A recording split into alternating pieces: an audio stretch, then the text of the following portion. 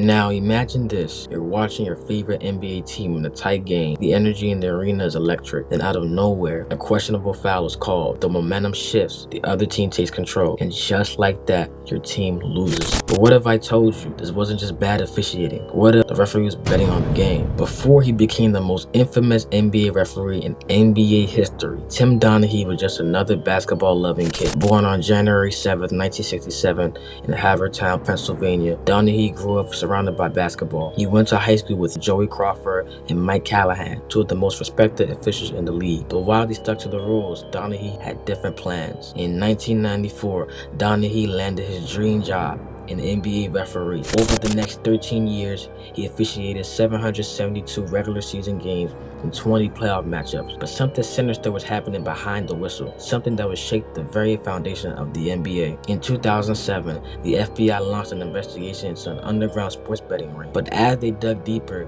they uncovered something far worse: a corrupt NBA referee fixing games for the mob. It turns out Donaghy had been betting on games he officiated, but it didn't stop there. He was also leaking inside information to professional gamblers, and they weren't just winning, they were winning big. If you still think this was all just a coincidence, let's talk numbers. In the 2 seasons Donaghy was under FBI investigation, teams in his games covered the spread a suspicious 57% of the time. The previous seasons, that number was just 44%. The odds of that shift happening by chance, 1 in 1,000. And here's where it gets even crazier.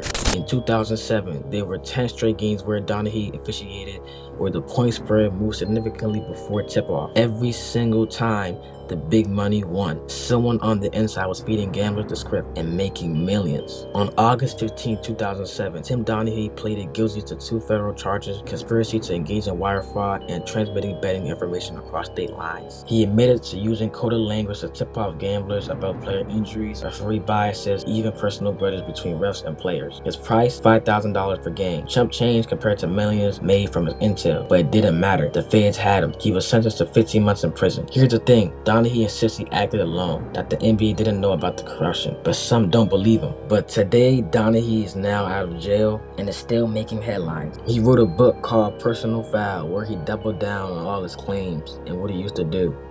He even talked about how the NBA was in on making Kobe Bryant shoot more free throws. It was very clear. I'll never forget when Kobe was in a playoff series with the Phoenix Suns, and I forget who the defender was, but they called him the Kobe Stopper, or he referred to himself as the Kobe Stopper.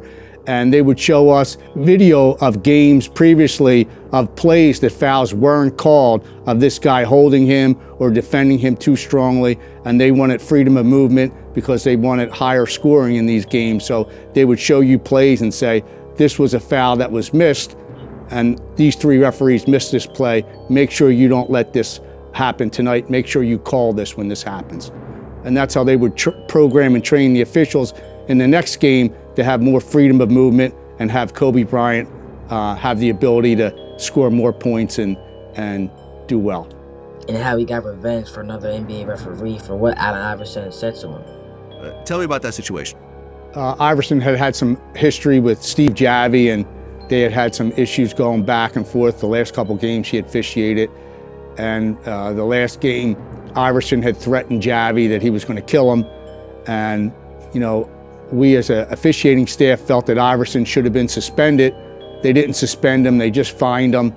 So I had the next game that he was playing in, and the 3 of us, when we officiated that game, came to the conclusion that we were going to kind of stick it to him. What did he say? By calling palming violations on him, something that he did every night and was let go. So we went out, and each of us had called a palming violation on him that night. And you know, he was smart enough that he got the message, and he came up to me during a free throw and asked me how long it was going to last for. He kind of knew he was going to, you know, have some issues moving forward. And I told him I had no idea what he was talking about, and kind of looked at him and laughed, and he laughed, and he just shook his head like, yeah, right. He was smart enough to know what was going on.